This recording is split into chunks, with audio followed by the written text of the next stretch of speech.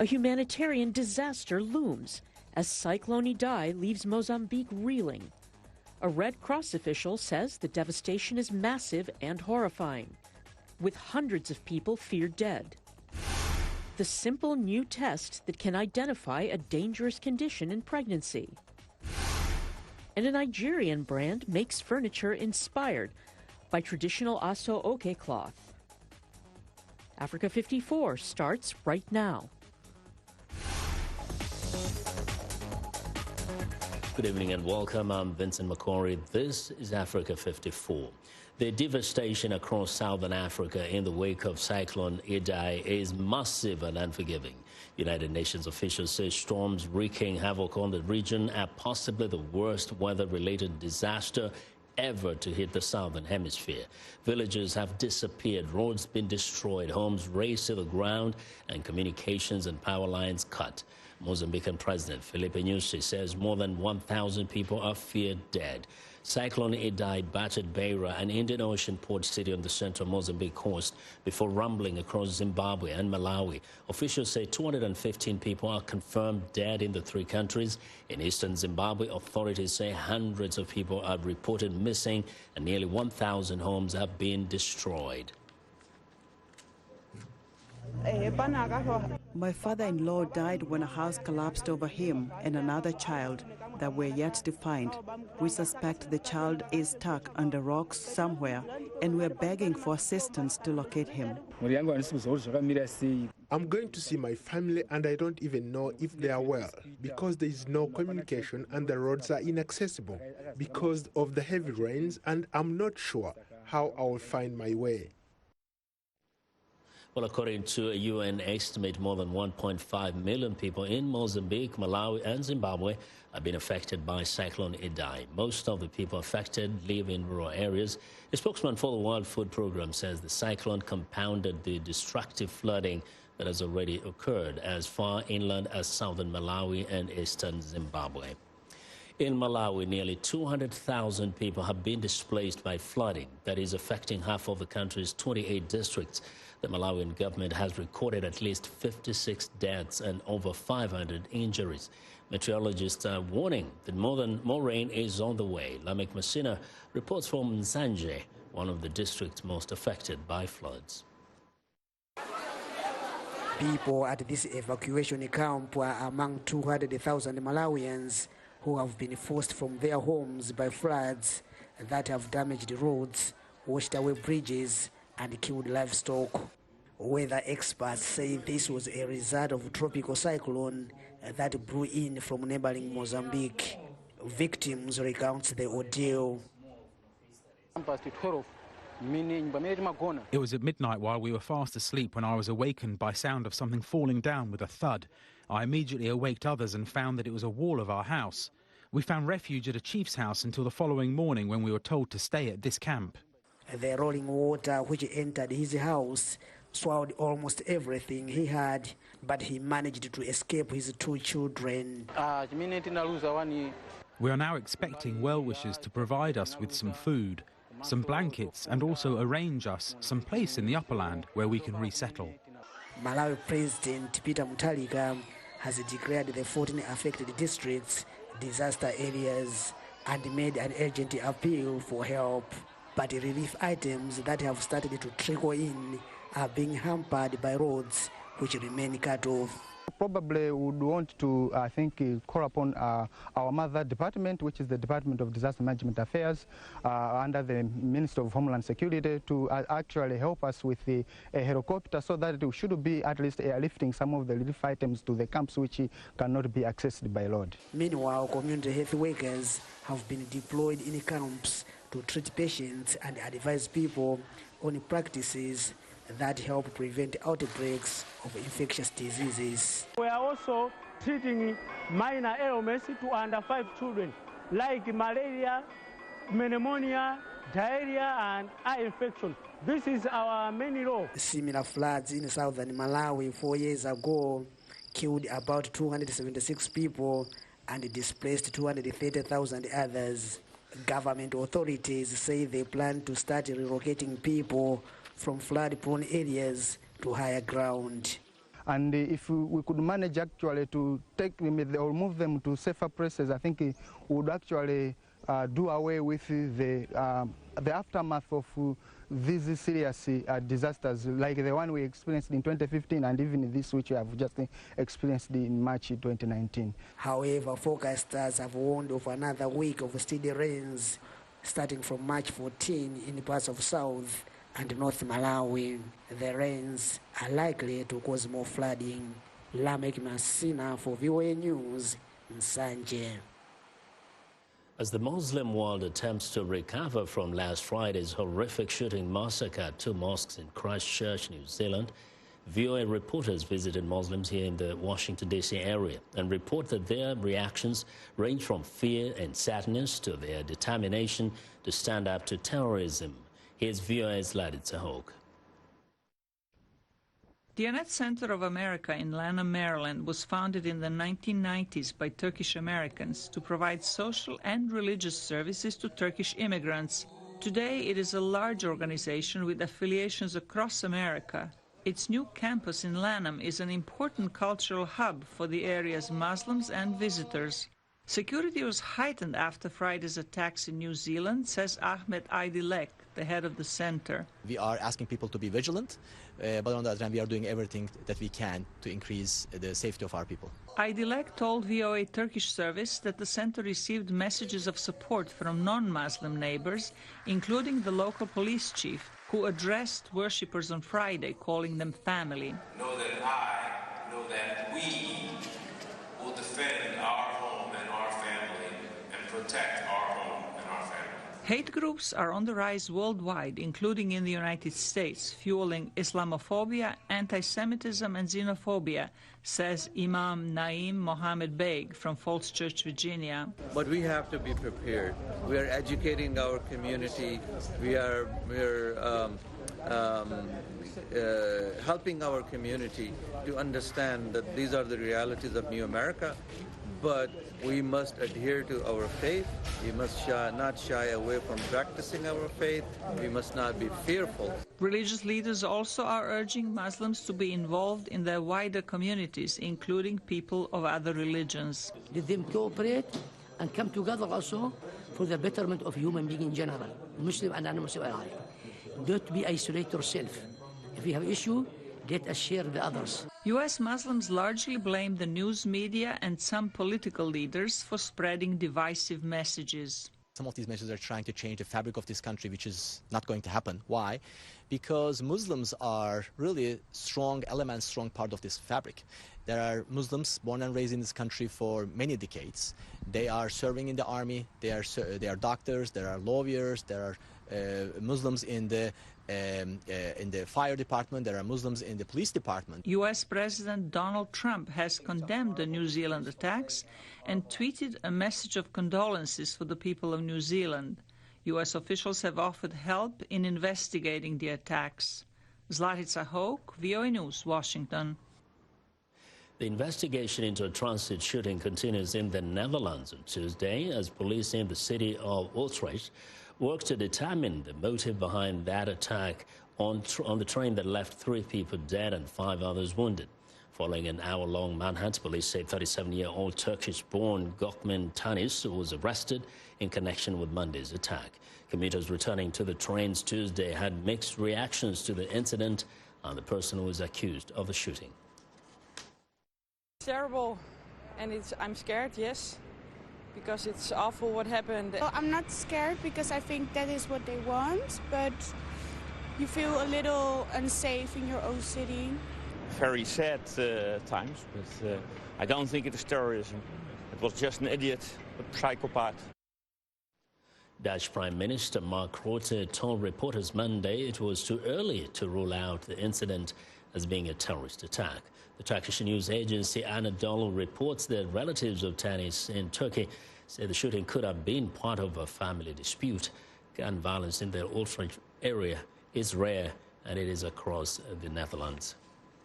Time is running out for South Sudan's principal signatories to the peace agreement signed in September 2018 to form a unified national army and perhaps form a government of national unity. Here's Africa 54's Paul Dion. It all seemed possible when a new peace deal was signed between South Sudanese President Salva Kiir and opposition leader Riek Machar last September. But time is quickly ticking away to meet the deadline set for May 12, 2019. In 2 months, an 8-month pre-transitional period ends. Under the terms of the peace deal, the government and opposition are supposed to implement the agreement and form a transitional government or risk yet another unraveling. Continuing violence and human rights violations, including rape and sexual violence in South Sudan, may amount to war crimes, according to the UN body that is reporting to the Human Rights Council on alleged gross violations and abuses of human rights in the country. The Commission is alarmed at the number of executions that have taken place in South Sudan. In the last 2 weeks alone, there have been 7 executions. There are currently 185 people on death row in Juba alone, of which 2 are juveniles. Armed forces are being challenged to end violations against children and take concrete action to protect the country's youth by ensuring their recruitment and abuse is halted. The children of South Sudan need peace and they need freedom. They need to be secure like all the children in the whole world. They need to be doing things that children do. They need to go back to school. They need to be productive members of their community in future. And that cannot be done within conflict, and that can be done if they are part of the armed forces. The South Sudanese government denies those allegations and is pledging its full support to ensure that the children are protected. There is a standing command order to all the field commanders to report any illegal recruitment of children to the army.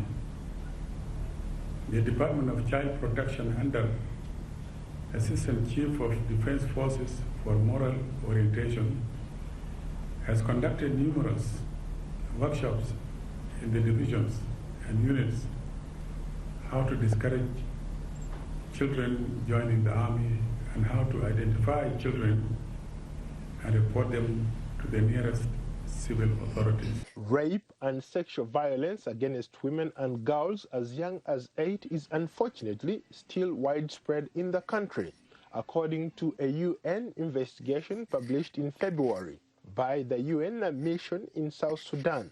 It recorded 175 cases of mainly rapes that lasted hours by multiple uniformed and armed men between September and December 2018. There's been very little accountability in South Sudan for what is a chronic, endemic problem of sexual violence against women and girls. Virtually complete impunity over the years. As a result, very little disincentive for these men to not do what they're doing. Rule of law has just not been applied.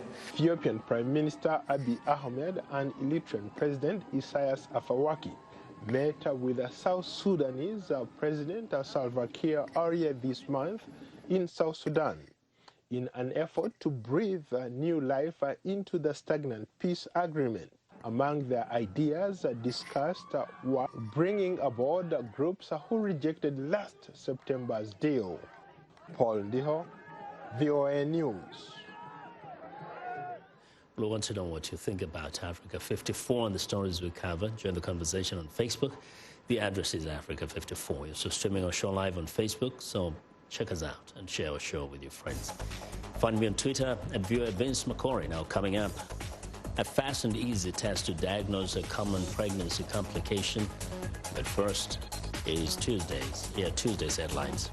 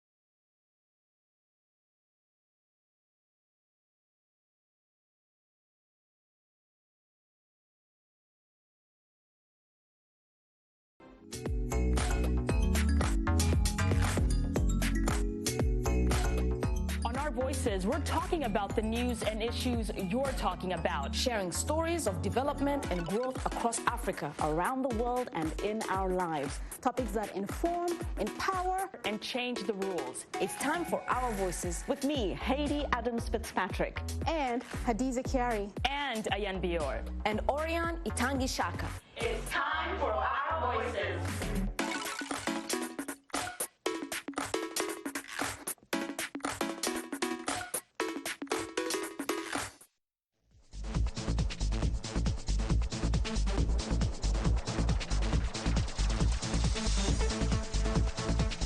Well, Sudan's crackdown on anti-government protests has left more than 50 people dead and hundreds more injured. One protester, Mohamed Masri, lost his hand when he picked up a tear gas canister that had been thrown by police. The canister exploded, ripping his hand to shreds. But the injury has not deterred him from continuing to march, making Masri an icon for many other protesters. Naba Mohideen reports from Khartoum. 20-year-old student Mohamed Masri joined the December protest at the University of Khartoum over the government's handling of the economy. When police fired tear gas to break up the protest, Masri picked up a canister that landed near him on the ground. It exploded in his hand. I remember a loud sound. I was standing by a wall. Once I opened my eyes, I saw parts dropping from my hand. When we arrived at the hospital, doctors immediately chopped my hand like this. While recovering from his injury, Masri, in a Facebook post, urged protesters not to give up. Thousands responded, promising Masri they would not let him down. Masri has inspired thousands of young people with his resistance. His injury didn't affect his actions. We already lost what can't be compensated. We don't have any choice but to keep protesting. Authorities shut down the universities, and activists say at least 57 people have been killed in 3 months of protest scenes, including students. The government say it will investigate claims that security used excessive force. Yes, the demonstrations resulted in injuries in both protesters and on the police side for many reasons. The protests were unauthorized and protesters put up fences and locked down streets. There are ongoing investigations into the injuries of protesters, as well as police and other security forces. There are no results yet, but we're expecting them in the coming days.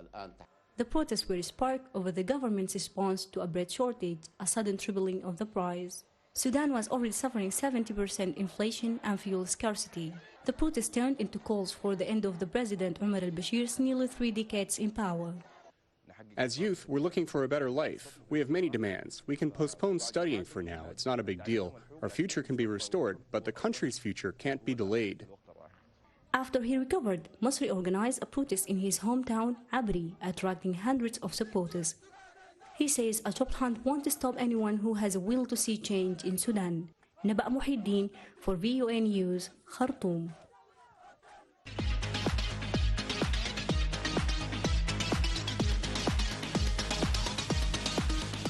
Well, it's time for our health report, and joining us now is Africa 54 health correspondent Lino Madu with some very important news for women. Lino. That's right, Vincent. A new study published in the Lancet Global Health, researchers say the death rate among women undergoing a cesarean section to deliver a baby is about 50 times higher in Africa than in most wealthy nations. The findings are part of the Africa Surgical Outcome Study, which tracks all patients who received the surgery at 183 hospitals across the 22 countries for 7 days. The study found that C-sections accounted for 1/3 of all surgeries in the period covered. Preventable C-section death mostly stemmed from a ruptured uterus in mothers who had pre-existing placental complications, bleeding before birth or during surgery, and problems related to anesthesia.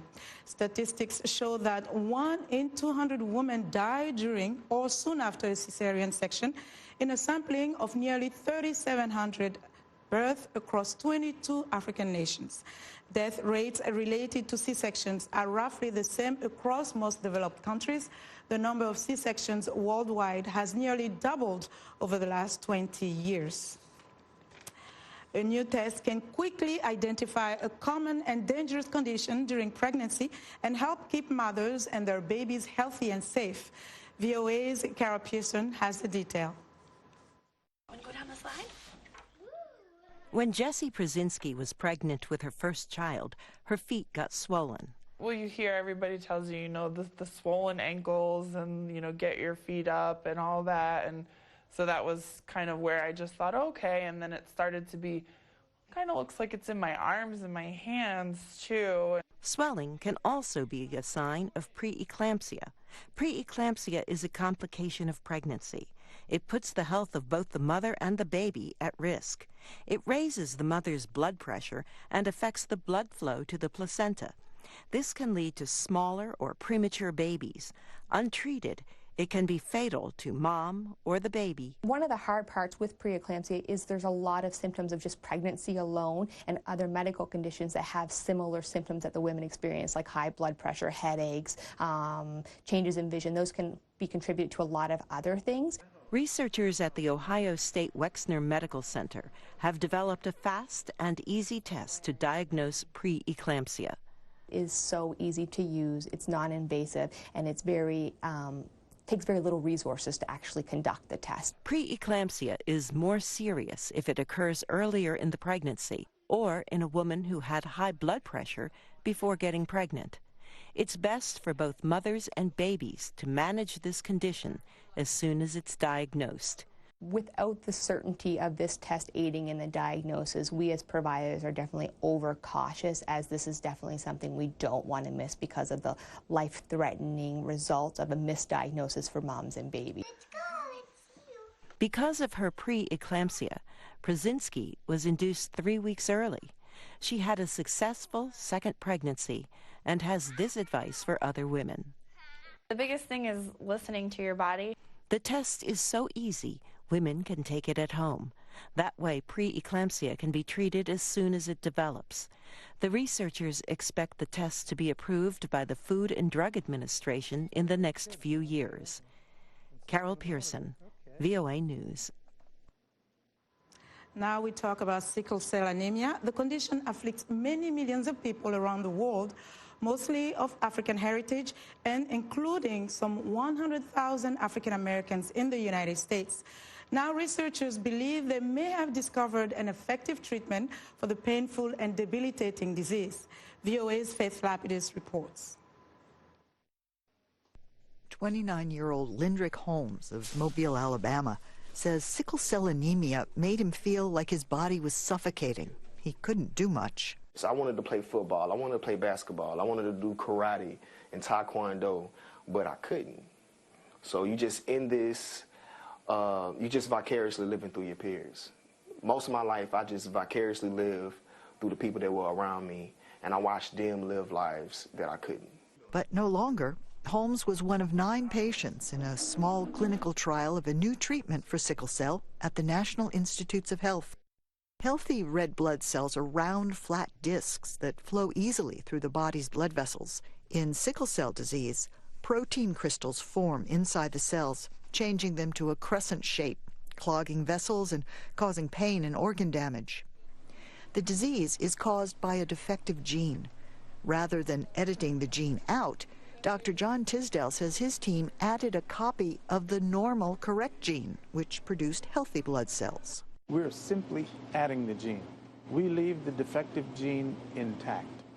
So this is what's called gene addition therapy. Within 2 or 3 months, all 9 patients showed signs of remission and were starting to discover normal health for the first time in their lives. I'm not the same Lindrick, so I'm going to be like, yep, that happened. I was a part of that, and I don't have sickle cell anymore.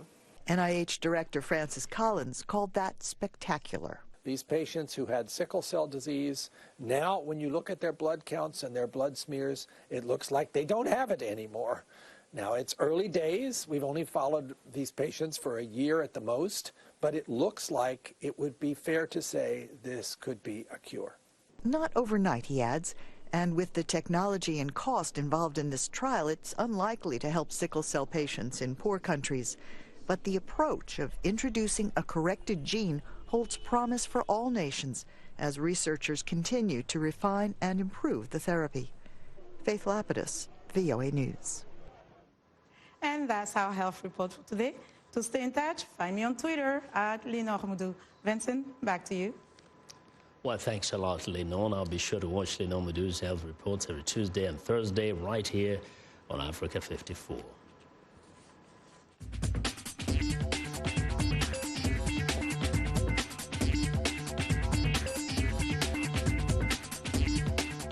Welcome back to Africa 54, and here's what's trending. Tosin Oshinowo is inspecting fabric for her latest chair design at her shop in Lagos, Nigeria. She's the founder of Ile Ila, a company that incorporates traditional African fabrics to make furniture. Asoke is a handloom traditional handmade fabric woven by the Yoruba community who come from southwest Nigeria. The chairs come in different themes. Erin Molikun, for example, is a chair whose name means hippopotamus in the local Yoruba language. It was inspired by a similar chair, once more for the Yoruba king, and sell for between 1,000 to 2,000 US. Next up, at India Fashion Week, fashionistas are floored by silk. Sunit Verma's sparkle and glittery collection brought an end to day 2 of a fashion week in New Delhi. The Lotus Makeup India Fashion Week Autumn-Winter 2019 showcased wide range of bridal and wedding outfits inspired from traditional Indian motifs and embroideries in Verma's Anaya collection. Fabrics like silk, jacquard, lame, silk were used to form the collection. Now, the jackets were made from silk jacquard that were especially dyed, and all the embroidery was handmade. Well, and finally, Tokyo 2020 Olympics and Paralympics organizers unveiled robots designed to assist supporters, workers, and athletes at the Games. The two products, Toyota's human support robot, was demonstrated to the public for the first time in Tokyo. The HSR will assist wheelchair users at the Olympics, which begin in July 2020. The robots can carry food and other goods, guide viewers to their seats, and provide event information. There will be 16 HSR robots at Tokyo 2020 venues, and Toyota hope to have similar products available for general sale by the early 2030s. And that's what's trending today.